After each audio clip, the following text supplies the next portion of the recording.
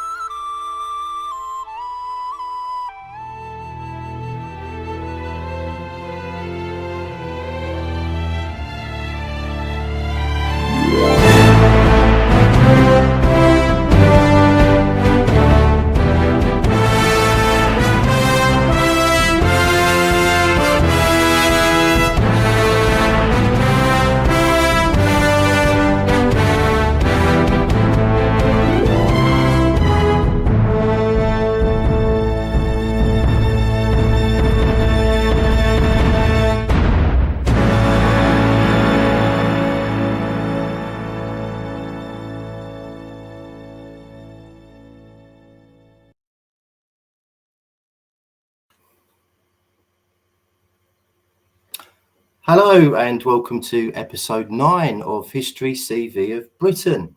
Lots of exciting news to share with you. So I've been talking to 2 or 3 people this week about potentially coming on the show, and things are looking very positive on that front. One person is Adrian Gilbert. So I'm sure you probably all know Adrian Gilbert, famous author of many books, including this one that I'm reading at the moment. Hopefully I've managed to sort the reverse image thing out. So The Holy Kingdom, Adrian Gilbert, hopefully will be on the show very, very soon, which I'm very excited about. Adrian's done some fantastic work on British history and many other subjects over the years. He's got a YouTube channel called Adrian Gilbert. If you haven't been over there already, please do so. I watched recently a 7-part series on forgotten history of Britain, and it's really acted as a springboard for this show. So please check it out. Another guy that I'm hoping to speak to is Dr. Stephen Pidgeon, who is a biblical scholar and political scientist and a musician. And he's appeared several times on Britain's Hidden History channel with Ross Broadstock. So that's something to really look forward to as well. I'm also talking to a guy called David Roll, who's appeared on the Amish Inquisition. He's a very famous British Egyptologist who's done a lot of revised chronology on Egypt. You can read about that on Wikipedia. And he has a lot of knowledge on early Christianity in Britain. So there's another potential guest to be very excited about. And I'm also talking to John Neal. John Neal, where have I put that book? He wrote Opus 2, Room Full of Mirrors. I've put it somewhere and I can't find it now, which is really annoying. Oh, no, found it. Hold on. 1 second, it's coming.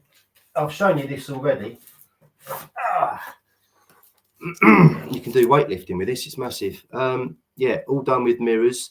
This is an absolute opus on metrology, which of course is a very, very important subject with ancient history. So that's something, fingers crossed that comes off, and that will be a recorded video, but that's something to look out for as well. Right.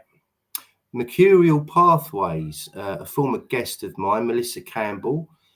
We talked about British megaliths. She's released a new video on her YouTube channel with a guy who's a scientist. It's actually in French, the video, but if you go over there and you click on settings just underneath the screen and then click subtitles, then click auto translate into English, and you can get subtitles on the screen. So the video is called Alignments of Dolmens, Pyramids of Giza and Metrology. So that's my, every time I stream that goes on, that's my cat. Winnie, please be quiet. Thank you. All right, so Alignments of Dolmens, Pyramids of Giza and Metrology with a chap called Quentin Laplatte. I haven't seen it yet myself. I think she posted it earlier today, but please do go and check it out. Right, okay. I'm going to try something a little bit different tonight. Before I bring on my guest, Marchell Abrahams, who is going to talk to us about Helen of the Cross, I'm going to try. I'm going to try and show you a little video. So a few months ago, I visited Gwynedd in Wales with Hugh Evans and John Hart. I met them both for the first time, and I met Lawrence Main as well, an amazing guy.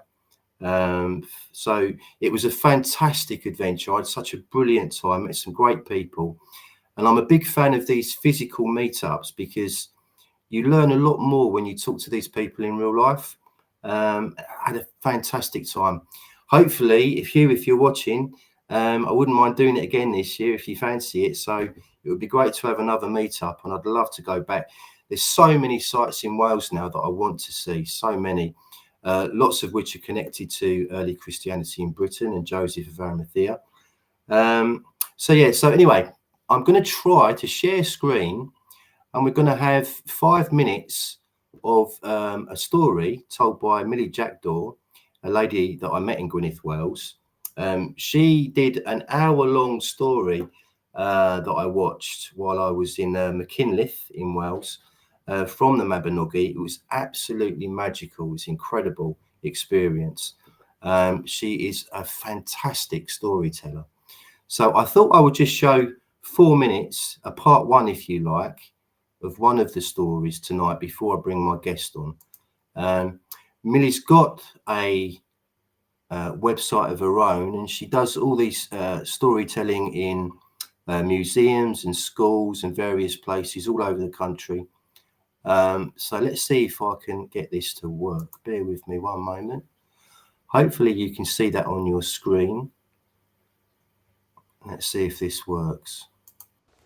Mochyn Myrddin, Merlin's Pig, Part 3. Canolfan Prydain, the centre of Britain, Calon Mai, May Eve, long, long ago. Within the earth, 2 little piglets stirred, snuffling hungrily as tendrils of mycelium lit up around their tender forms, and their mother's whispers roused them. Wake up, you glorious ones, and grow.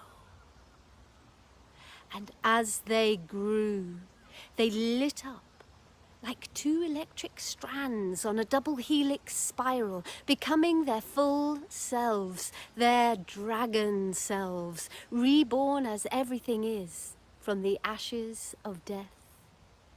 And as the dragons woke and rose to embrace the light, the people gathered, dancing around blazing fires, within rings of stone, upon the hilltops, and in the sweet places where the dragons woke.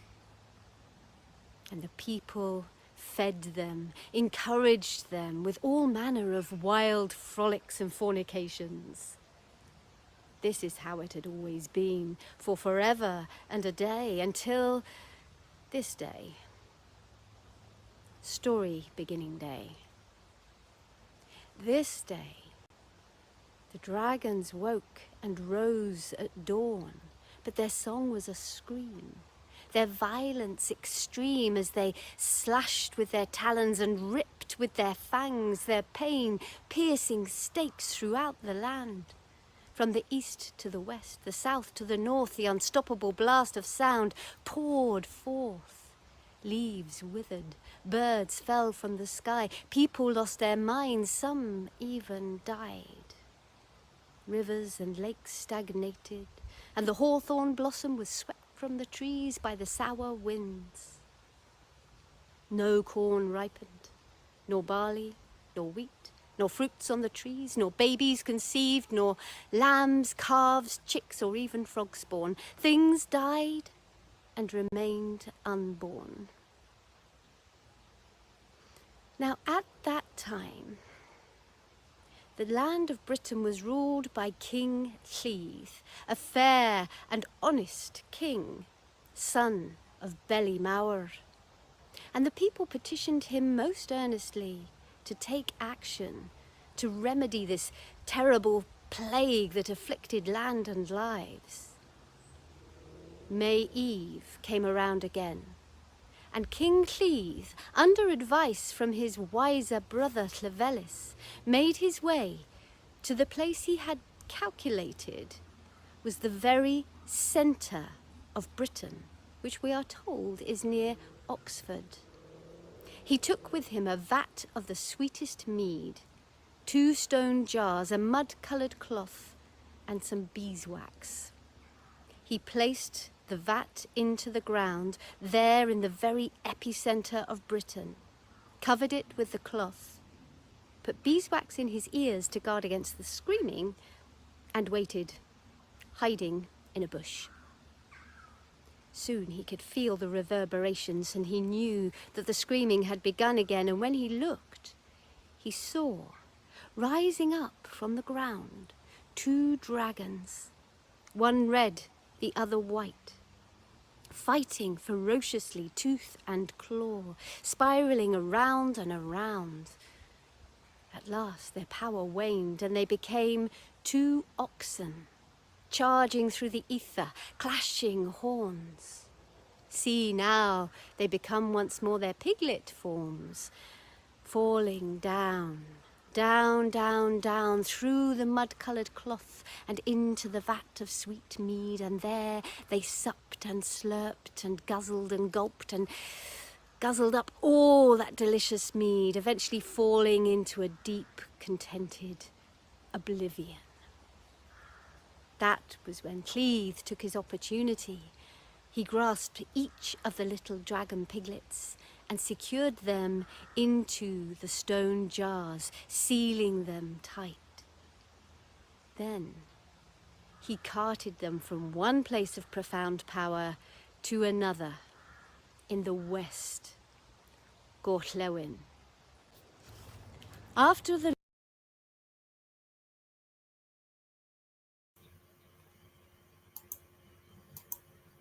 There we go. Brilliant. I could listen to Millie all day. So as I understand it, and please correct me if I'm wrong, people, the Mabinogi, the stories in the Mabinogi are metaphorical. So they're kind of telling a historical story or something that actually happened. So please, can you confirm if I'm right about that? And how would you interpret that story? Or does that story link to a historical event at all? If you know, please put it in the chat box. Okay, last thing before I bring on Marcel, I'm going to read to you, just to get you in the mood for Helen of the Cross, an excerpt from Percy Enderbie's Cambrian's Triumphans. So I'm going to share that to screen so you can read it as I read it out loud. Let me just find it because I've got a few tabs open here at the moment. That's the one. Let's see if that's worked. Okay, I think we're in business.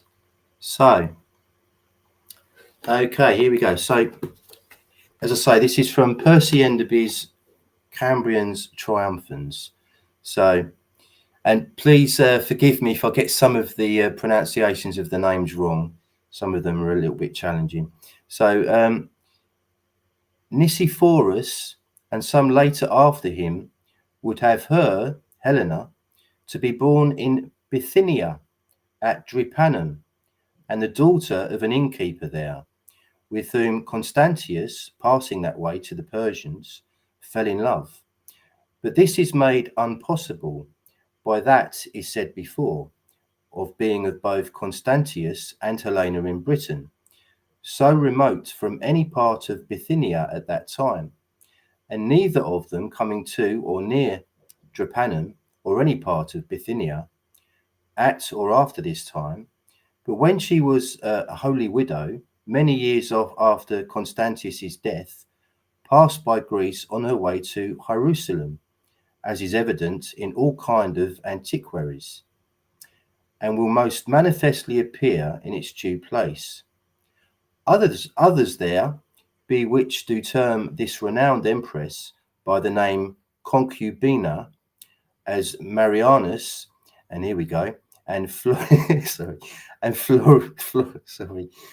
Florentius Wigornians. Oh dear.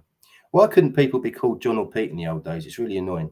Florentius Wigornianus, as they have been lately published, and Regino, without speaking anything of her parentage and country, and Martinus Polonus, who confesseth she was daughter to the King of Britain.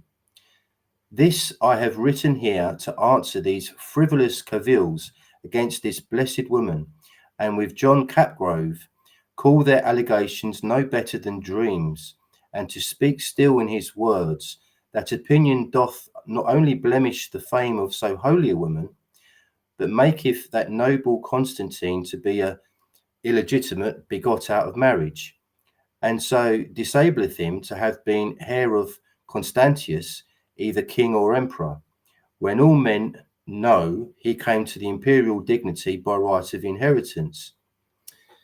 It is a pagan report, and first raised by Zosimus, that most malicious ethnick, and railer against Constantine, for professing and advancing of Christian religion and renouncing idolatry.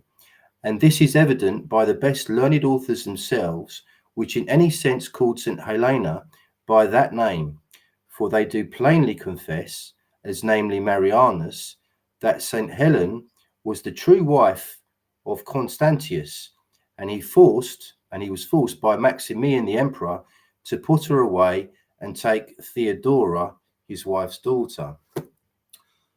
So the implication of the slur is that Helen's son Constantine the Great was illegitimate, and that therefore his posterity would also be illegitimate.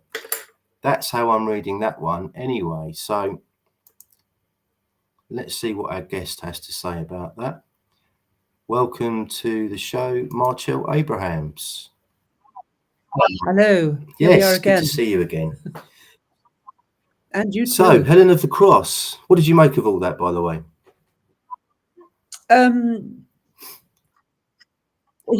I could wish Percy Enderby were a little more straightforward.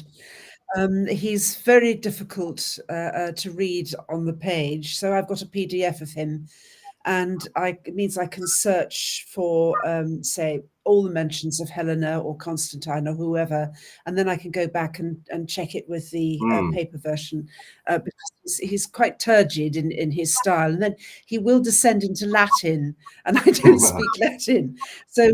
But basically, it would seem, I mean, just to have a look at your first question, what are the best sources for proving that she was a Briton? But basically, the genealogies, which I have here and have scribbled all over. There are two,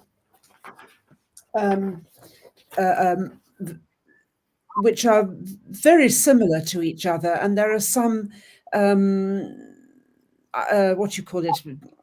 duplications of names, but we are basically talking about her father being 9 generations down from Belemauer the Great. Okay. And as one of the genealogies, which is reproduced in the Holy Kingdom, says that Bele was married to Anna, who was a close kinswoman of the Virgin Mary. So Helena was a descendant of Christ's family, basically. And as we know, Christ did not have a human father. So Mary is the only source of genealogy there. But unfortunately, it doesn't actually put her name, although it is attested by several people. But it's yes, very interesting. But the number of names that have different spellings, the duplication of them, it's going to take a lot of disentangling. So this is going to act as a really good foundation for the biography I've been trying to write of her for some time now, called Queen Absolute. I discovered just the other day that somebody has written a biography of her. Somebody called Julia Hilner has written a biography called Helena Augusta, which I haven't got. I only discovered this yesterday. And but this is all written from the Roman point of view, and she doesn't consult the British records at all. What about Evelyn Waugh? Didn't she write a book on Helen of the Cross? I'm so sorry. It was a he. Yes. Yeah, sorry, Evelyn, Or was he? yeah, sorry. Yeah, and here it is. Yes. Again, although he approaches it more from the British angle, he didn't seem to have access to the British records, so he doesn't substantiate what we now know from Enderbie and Morgan and the genealogies to be true. But that it's a very good book. It's charmingly written. It has some 1930s slang in it, which is a little bit of a jolt, but occasionally he rises into the realms of poetry, and it's a beautiful book. It's worth reading for its own sake. It's an absolute gem. And the other one is, I've been doing quite a lot of digging for this. I have no idea whether this is has been reprinted. This is an ancient book now, 1951. It's by Dorothy L. Sayers, and it's The Emperor Constantine, a chronicle, published by Victor Gollancz. And it's in the form of a play. So you can see that it's designed to be produced on stage. But again, although she tends to the British side of things for Helena or Helen, again, she hasn't consulted the British records. She probably didn't know they existed. So both she and Evelyn Waugh are sort of British apologists, or is that the right term? No, they're British supporters, or supporters of the British line for Helena, but they haven't had access to the records, so it's not substantiated. And then there's a splendid thing which we could get on to later from Forgotten Books, which is this, The Holy Cross by W.C. Prime. Can you see that? There's a glare on the screen. I can. Brilliant. A history of the invention, preservation, and disappearance of the wood known as the true cross. So it's more about the cross than it is about Helena, but of course, anything about the cross is about Helena as well. And again, I haven't done an in-depth, study of that, but I'm amassing my material at the moment. Okay. Still. Just before we take a deep dive into it, Evelyn Waugh, his grandson, not her grandson, his grandson has done some amazing work on YouTube. His name is Alexander Waugh, and he's done some amazing work on the Shakespeare author question.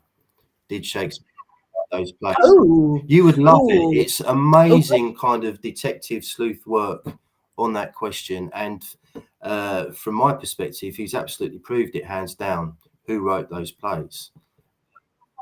I wonder if he's read Rob Shaw's book.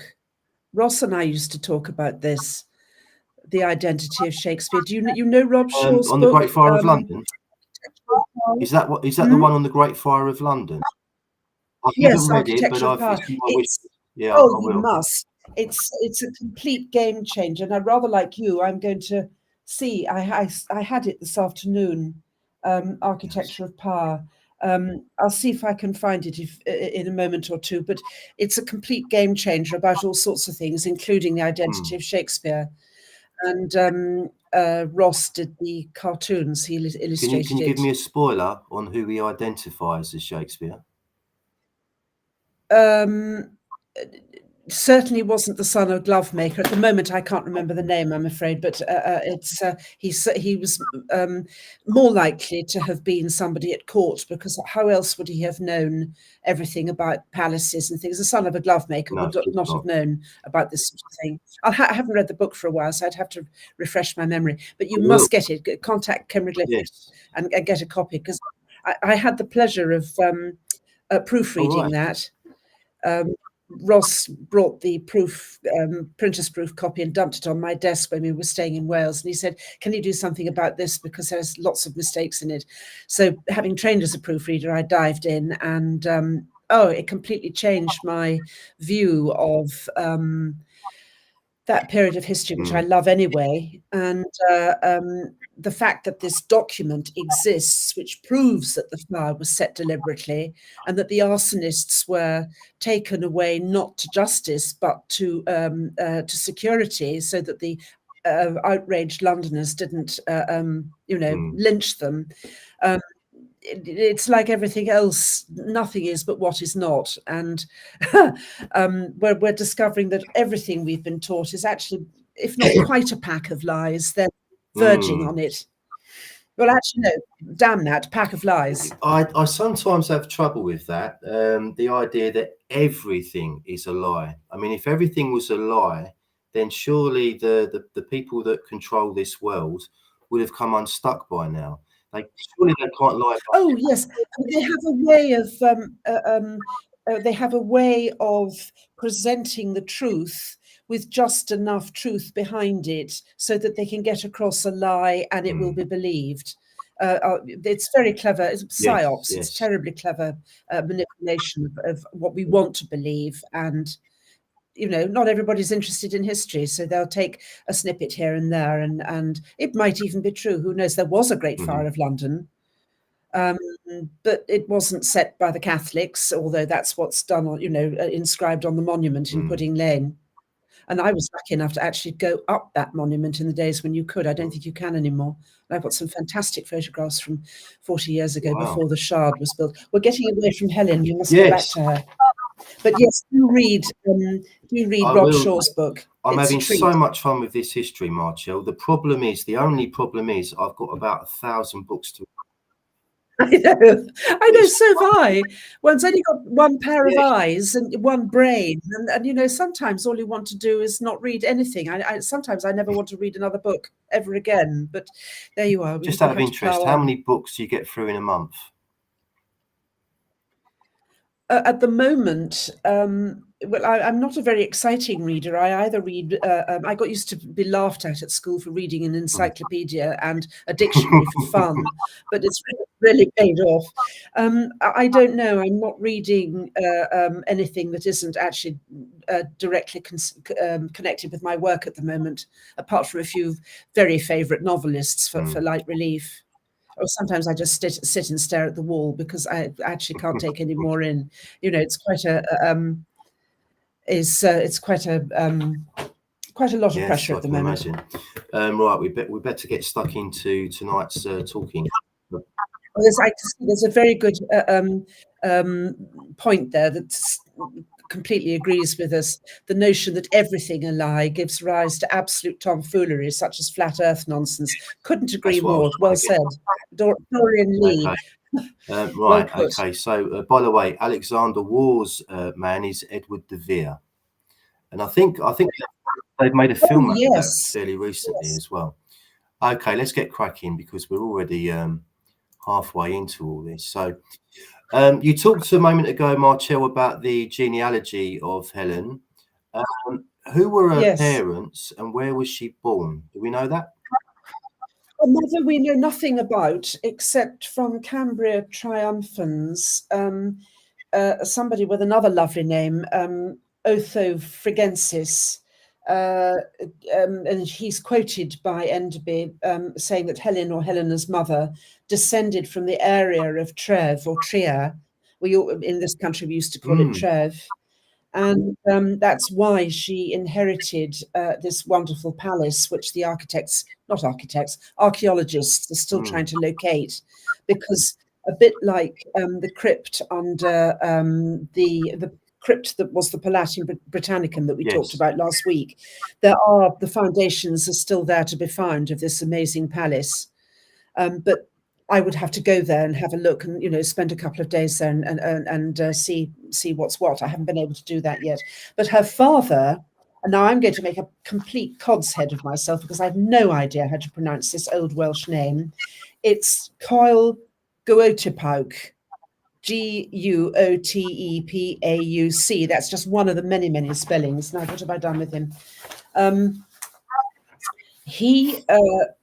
It's slightly confusing because there were two coils not all that far apart, and one of them is said to have founded or improved Colchester, but 100 years 100 years before Helen was born, Helena.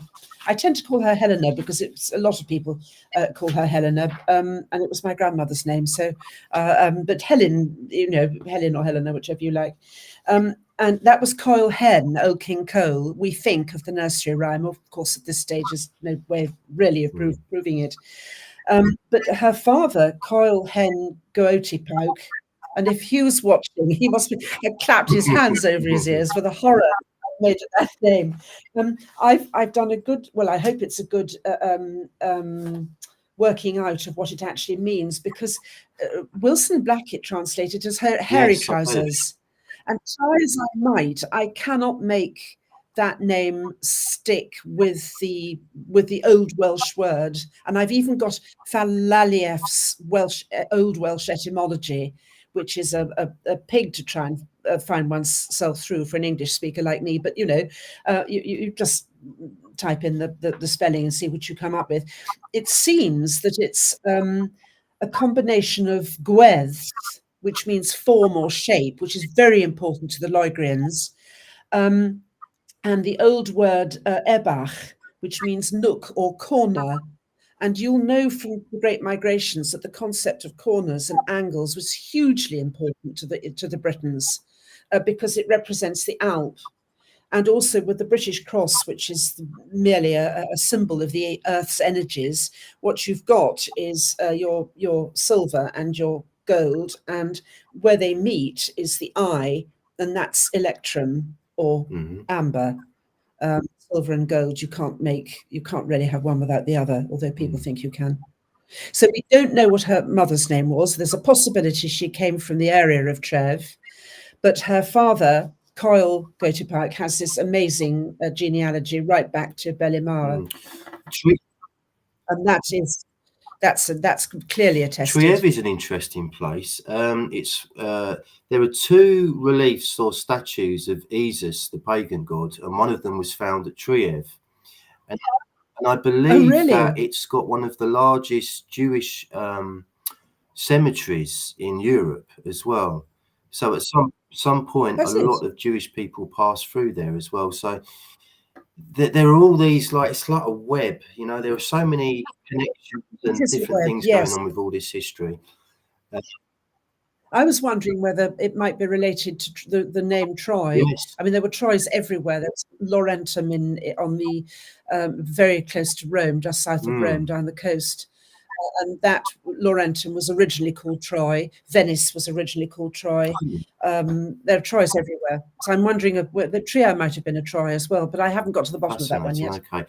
Do we know where Helen grew up, where she lived in her early life? Well, again, the sources are pretty complex. Morgan, for example, is specific that she was born in 242 at Colchester. But if she was to be married she consults something else very quickly. If she was to be married in 287, that would make her nearly 40 at the time of her marriage, which is highly unlikely for a British princess. So that, again, the actual dates and the timings are something I've really got to get to the bottom of. But it's most likely that she was born at Colchester, but she received her education, according to both Morgan and Enderbie, at Trier, Trev, and had do you know about the seamless robe and the iron nails? Well, is this to do with the cross and the crucifixion? Yes, I mean, we can talk about that now if you like, or we can. I was going to ask you, actually, where did she meet Constantine? Where did Constantius? Her husband. Constantine was her son. Most likely at Trev, I've said. In 287, Constantius Chlorus was thought to be stationed in the region around Trev, which was founded in about 16 BC. He had been appointed as a military leader and was involved in campaigns against usurpers and barbarian invasions. That's in Gaul and Britannia. So he was stationed there, basically. It was a very significant Roman city, Augusta Treverorum. But that is from a conventional source, and it's possible that he came to Britain. Let me see when I've written it down here. Yes, well, he was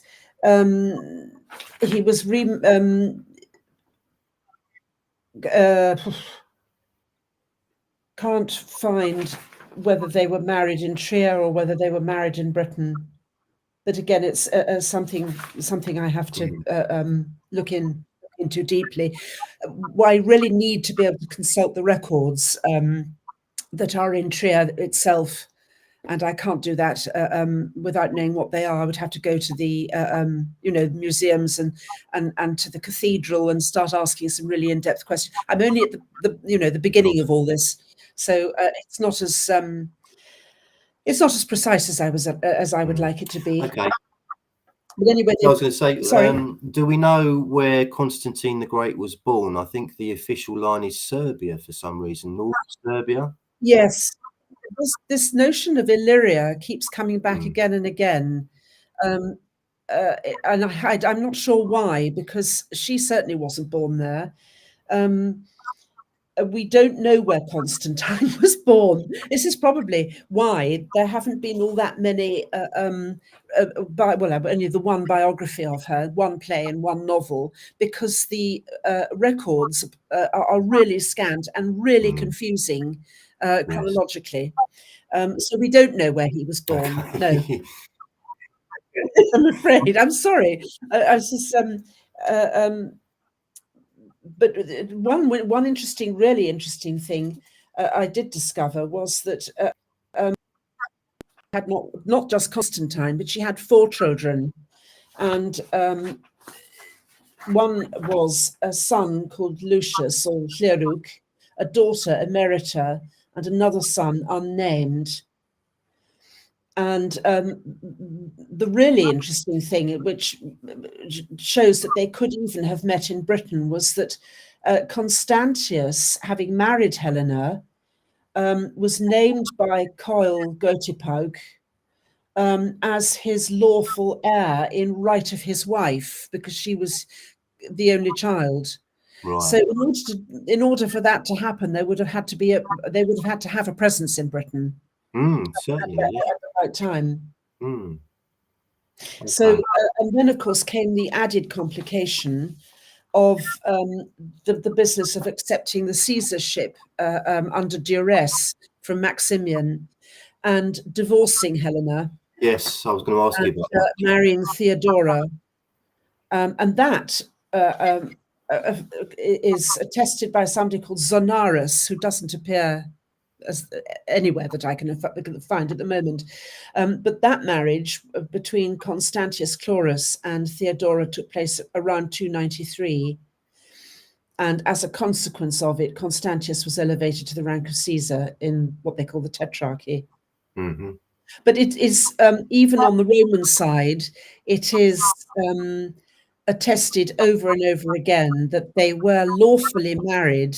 I think the difficulty arises because they were married under British law, which of course by that time was Christian law, which the Roman Empire didn't recognize. So that's why they called her a concubine. That's my take on it. And then of course it's said that Constantius and Theodora had 6 sons. But then Theodora must have died because not long before he died himself, Constantius remarried Helena. Oh, okay. Right. That again is in Enderbie and probably, I think, also Morgan. So it's a complex, and the Tetrarchy itself, 5 Tetrarchy for 4 emperors. And a great deal of Roman and British joshing and struggling for power and eminence. And of course, by this time, they were all intermarried, which made the succession to the Roman throne even more complex and confusing. And as we said earlier, I've only got one brain. So I'm trying to get to the bottom of all that. Yes. But yes, but Constantius's marriage to Theodora was definitely only political. Okay. And as soon as either she died or, I don't know, maybe he divorced her, I don't know. But according to Enderby, he remarried Helena. Okay. And they came back to Britain, and Coil Guetapag died, and Constantius became High King of Britain. But then he died himself in 306, and he was succeeded by Constantinus, who was not, I've got here with a question mark, one of his sons by Helena. And that's another aspect I've got to look into, because it was Helena's bloodline that was the important one, not Constantius's. So it's Marcel, it would seem you like a challenge. I've obviously got a challenge. I've given myself a challenge. Wow. But it's hellish confusing. It really is. But you have to get to the bottom of it. Of course. Okay. Before we get into the cross itself, should we just take a couple of comments from people? Yeah. Oh yes. Let's. So Hugh Evans is in the house. The Mabinogi books / branches 1 to 4 are histories told as stories. E.g., book 2 of Bran is about the Great Flood.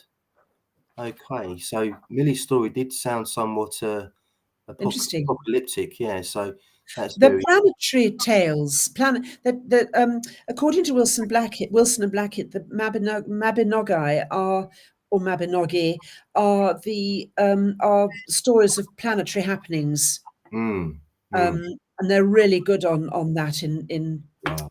God, my memory, I can't. One of the books that they produced with Ross. Wow. There's a from Epic Eons. Can I pick that out? St. Helen is the patron saint of Colchester. She jolly well is. And this is a really interesting coat of arms, because it's so ancient that it's not even registered with the College of Arms. And this is the same as the arms of the City of London, which likewise are incredibly ancient. I think the modern arms are registered, but they predated the college, which was founded by Richard III in 1484. And there's the story of Helena. I haven't got a picture of the arms, but it's called the Living Cross, and the arms are joined in what they call philfot, which is our version of the Tree of Life. What other cultures call the swastika, we call the philfot, Fylfot. It's the same name as philpot. And the 4 arms that are joined as a cross, it's a living cross, and it's joined in philfot between 2 ducal coronets.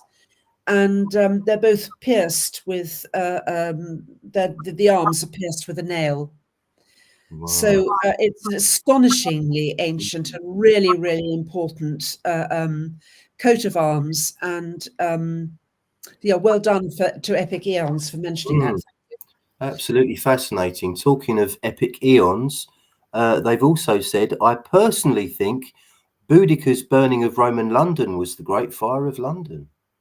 Well, it was certainly one great fire, yes. Great fire, yeah, they found the ashes. It wasn't just a fire, it was a conflagration. We've got Dorian Lee, who has said, anyone know the meaning of the name Troy? I saw that. I hesitate to push my own work, but you really need to go read my book. It's all in there. Yeah. Okay. Yes, philfot means 4-footed, exactly, which is the shape of the swastika. And very interesting name, philfot. I've got a feeling this might be John Hart. He said, much in Holinshed, much in National CVpedia entry on Helen. Yes, I was looking at that today, and it just tickled my fancy. I wonder what William Camden might have to say, because William Camden is no friend to the British histories. So I'll have to have a look at him as well and see what he says. And there are others too. But very interesting about the cross is this fellow, R.W. Morgan. This is from my favorite people in New Delhi, Gayan Books. Absolute godsend, this book. Yes, I can imagine. I'll have to get a copy. Okay, shall we start talking about the actual cross? So Yes, how absolutely. on earth did she manage to acquire the true cross? Well, it really helped that her son just happened to be emperor at the time. So he was able to give her all the passports, all the freedom of movement, all the contacts that she needed to go to Jerusalem. And now Morgan, is it Morgan or is it in the? It's in the other one. What have I done with it? I started out so organized. The Hebrews, yes, it's in this book. It's a very good quotation, a Holy Cross. The Hebrew race were noted for the honor done to the burial places of their ancestors, whose sepulchre is with us today, is a common saying in their sacred history, indicating clearly that such places were known and their memory kept. And this means that even though when she got to Jerusalem, it had been rebuilt after the sack. Who sacked it in AD 70? Somebody did. So even though it had been sacked and rebuilt, the people there still knew where the holy sacred sites were. So they were able to take her to the place of the sepulchre, where, of course, the Holy Sepulchre, Church of the Holy Sepulchre, is built now. Okay, but would that sort of place have been venerated though? Because Jesus was hated by the Romans, and he was also hated, according to the official story, by his own people. So would they have venerated him in that way? It depends on which sect of Judaism you're talking about.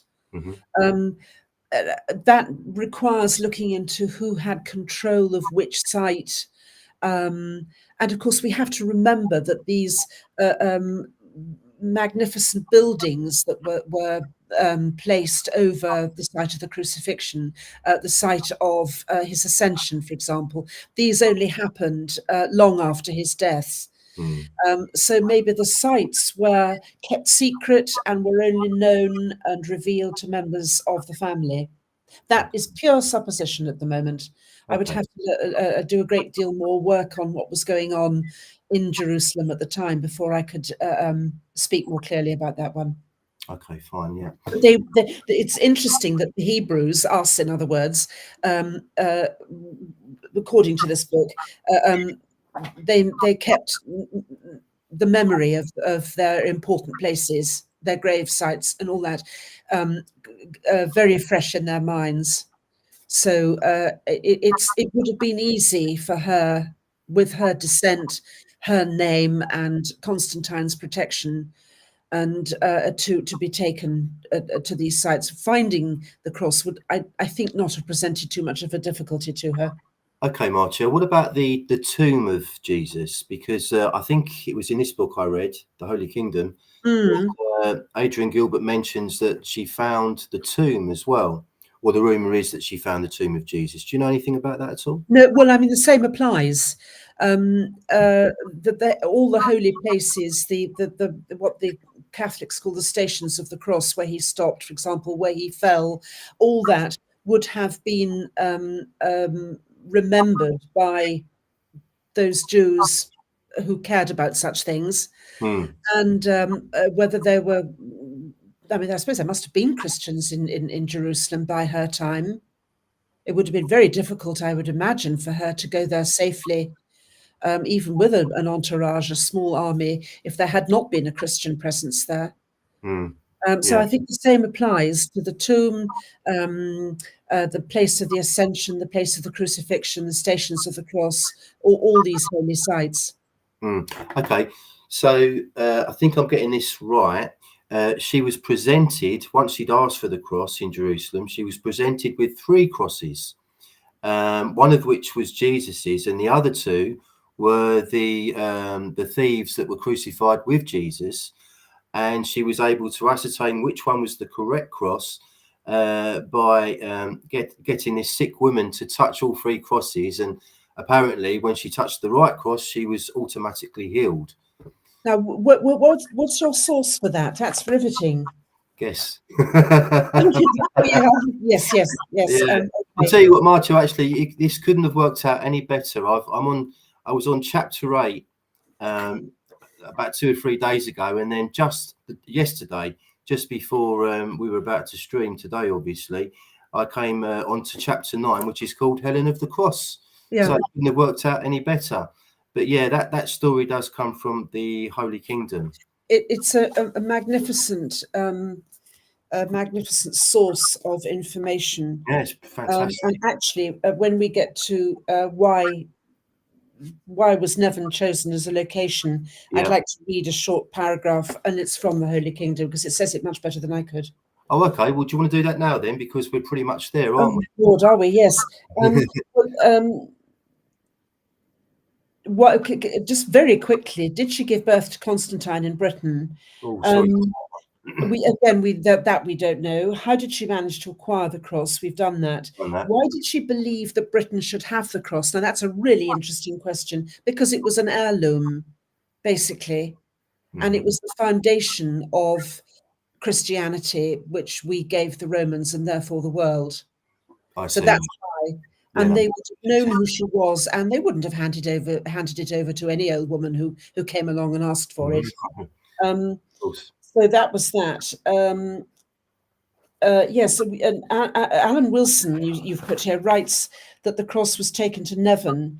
Where's the evidence of this? Well, there's a really interesting little bit in also the Holy Kingdom. Can I quickly see if I can find this? Where it says, and it's in Latin, and Helen Lee, L.U., who went out of Britain. This is a contemporary note on list 2 of Owen's genealogy, which has the following entry after Constantius's entry.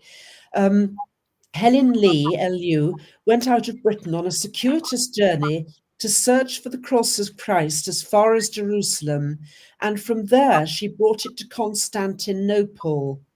Now, there is a Constantinople very close to Nevern.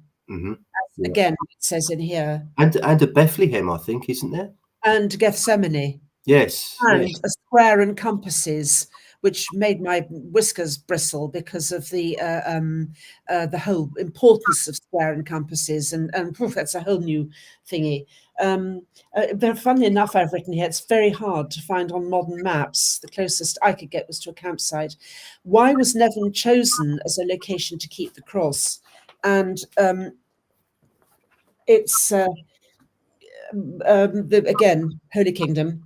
The place where Helen hid the cross must by definition have been considered both holy and royal. Now, there can be no argument that prior to the building of St. David's in the 6th century, the most celebrated holy place in the whole of the Dyfed area was a church at a place called Nevern. Alan explained that he and Barham have done a great deal of research into the archaeology of this area and have found evidence for Nevern having been considered a very special place long, long before the coming of Christianity to Britain. And then, tragically, he's put, they are not yet able to reveal much about this, as it is still a subject of ongoing research. Maybe one day that research will come to light. Who knows? There's supposed to be a lay that goes through Nevern as well, I've read recently. As to that, I don't know, but I wouldn't be at all surprised, because St. Paul's Mount Lud is on a very strong ley line. I didn't know that. But from that research, they have discovered that the choice of Nevern was no accident, and Hugh will love this. Laid out on the ground around there is a sort of star map composed of cromlechs and other monuments, a bit like the layout of pyramids representing the constellation of Orion that I wrote about in the Orion Mystery. And then Adrian Gilbert has put in brackets, which is why they contacted me. The whole plan is detailed and maps out many constellations, of which the one most relevant to Nevern is Cygnus the Swan. This has the alternative name of the Northern Cross, and in one really old zodiac, Helen is shown carrying the Northern Cross. In the older Egyptian zodiacs, it's often shown as a sacrificial lamb instead of a cross, which has obvious Christian connotations. And then, of course, there is Pentre Ivan, which is a very important place. And the central star of Cygnus, the Northern Cross, falls over Nevern itself. Yes, So yes. why that was chosen. And then you ask me, how does King Edward I play into this story? Well, not very significantly, it appears. According to Morgan, how are we doing? We've got 5 minutes, we'll squeeze it in. According to Morgan, Constantius ordered his body, that is his own body, to be interred at Carnarvon. His tomb was removed within the church at the time of Edward I. Removed within the church baffled me for a moment. But since he died at, Morgan says York, Wilson and Blackett say Wroxeter, which is much more likely for all sorts of reasons. I take this to mean that Edward I disinterred his body from Wroxeter and removed it to Carnarvon. So that's how Edward I plays into it. Not very much is the answer. Yes. Okay, brilliant. Okay. Sorry? I was just going to say, actually, I've got an image of the star map on our screen at the moment. I see. Oh, yes. Took that from Adrian Gilbert's book. Mm. I was going to talk about this, and you've done it all. I'm sorry. I'm sorry. Right. I've such train fever. I looked at the time and I thought, we've got 4 minutes. But I do beg your pardon. No, that's no problem at all. It saved me the effort. But yeah, I was just going to say the central star of Cygnus falls over Nevern. Yeah. From an astrological point of view, that's probably why Nevern was the ideal location for concealing the cross.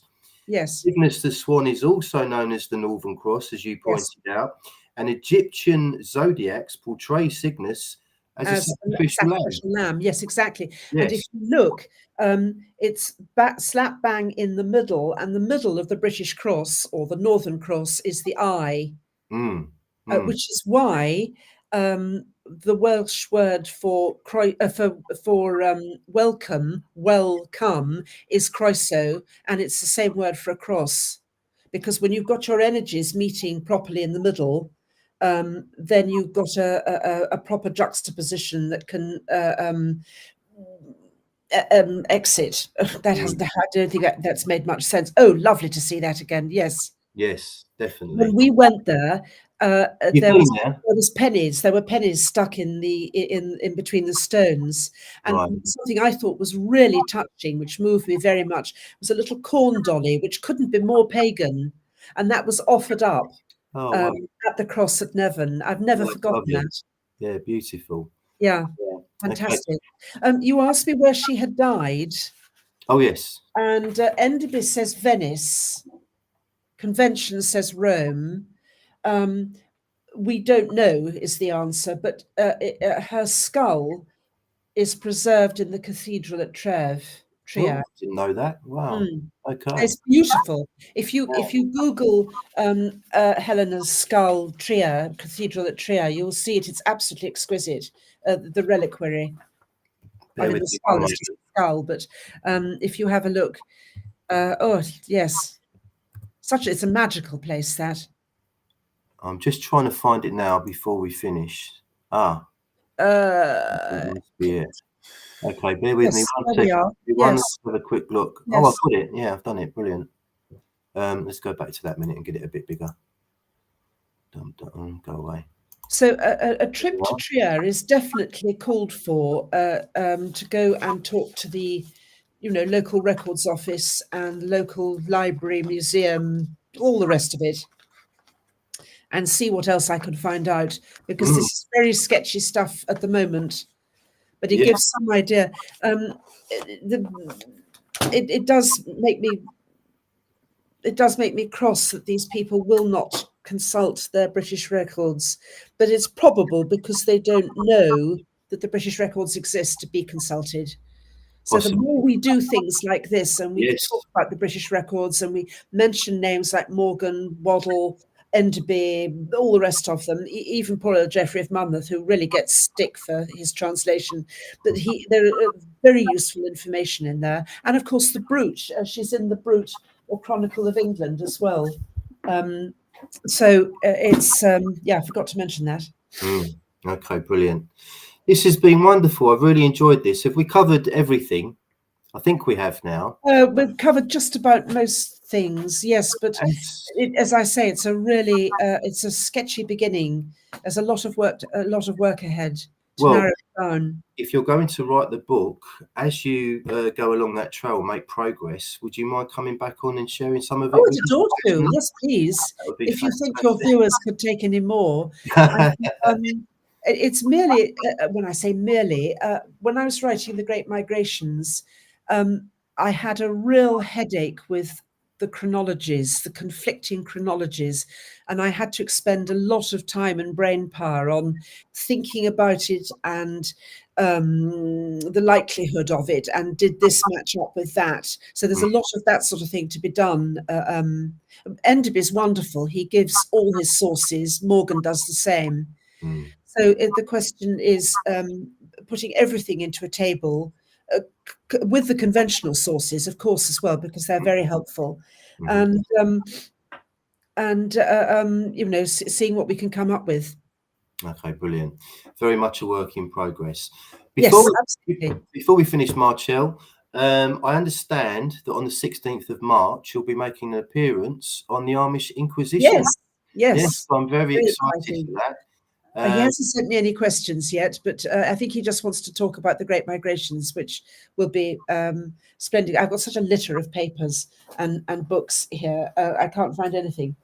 But so, yes, I'll look forward. And also, Melissa and I are talking on March the something. Hold on, I find another something to consult. March the something we're talking. Is that on Mercurial Pathways, Marcel? Yes, it's 3rd of April. 3rd of April. Yes, I'm talking to Phil on the 16th of March and to Melissa on the 3rd of April. So put those dates in your diaries, everyone. The 16th of March, that's right, isn't it? Yes, is the Amish Inquisition, and the 3rd of April, you're going to be on the Mercurial Pathways with Melissa Campbell. What will you be discussing on there?